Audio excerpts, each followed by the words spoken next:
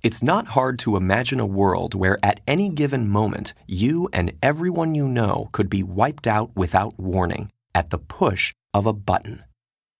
This was the reality for millions of people during the 45-year period after World War II, now known as the Cold War. As the United States and Soviet Union faced off across the globe, each knew that the other had nuclear weapons capable of destroying it. And destruction never loomed closer than during the 13 days of the Cuban Missile Crisis. In 1961, the U.S. unsuccessfully tried to overthrow Cuba's new communist government. That failed attempt was known as the Bay of Pigs, and it convinced Cuba to seek help from the USSR.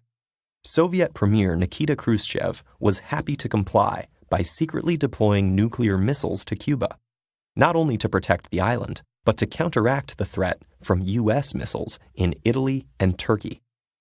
By the time U.S. intelligence discovered the plan, the materials to create the missiles were already in place. At an emergency meeting on October 16, 1962, military advisors urged an airstrike on missile sites and invasion of the island. But President John F. Kennedy chose a more careful approach. On October 22, he announced that the U.S. Navy would intercept all shipments to Cuba. There was just one problem. A naval blockade was considered an act of war. Although the president called it a quarantine that did not block basic necessities, the Soviets didn't appreciate the distinction. In an outraged letter to Kennedy, Khrushchev wrote, "The violation of freedom to use international waters and international airspace is an act of aggression which pushes mankind toward the abyss of world nuclear missile war." Thus ensued the most intense 6 days of the Cold War. While the U.S. demanded the removal of the missiles, Cuba and the USSR insisted they were only defensive. And as the weapons continued to be armed, the U.S. prepared for a possible invasion. On October 27th, a spy plane piloted by Major Rudolf Anderson was shot down by a Soviet missile.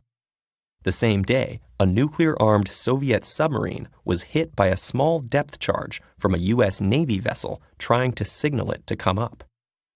The commanders on the sub, too deep to communicate with the surface, thought war had begun and prepared to launch a nuclear torpedo. That decision had to be made unanimously by 3 officers. The captain and political officer both authorized the launch, but Vasily Arkhipov, second in command, refused. His decision saved the day, and perhaps the world. But the crisis wasn't over. For the first time in history, the U.S. military set itself to DEFCON 2, the defense readiness one step away from nuclear war. With hundreds of nuclear missiles ready to launch, the metaphorical doomsday clock stood at 1 minute to midnight. But diplomacy carried on. In Washington, D.C., Attorney General Robert Kennedy secretly met with Soviet Ambassador Anatoly Dobrynin. After intense negotiation, they reached the following proposal. The U.S. would remove their missiles from Turkey and Italy and promise to never invade Cuba in exchange for the Soviet withdrawal from Cuba under UN inspection. Once the meeting had concluded, Dobrynin cabled Moscow, saying time is of the essence and we shouldn't miss the chance.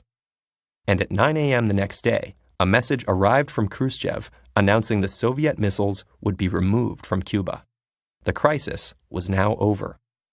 While criticized at the time by their respective governments for bargaining with the enemy, contemporary historical analysis shows great admiration for Kennedy and Khrushchev's ability to diplomatically solve the crisis. But the disturbing lesson was that a slight communication error or split-second decision by a commander could have thwarted all their efforts, as it nearly did, if not for Vasily Arkhipov's courageous choice.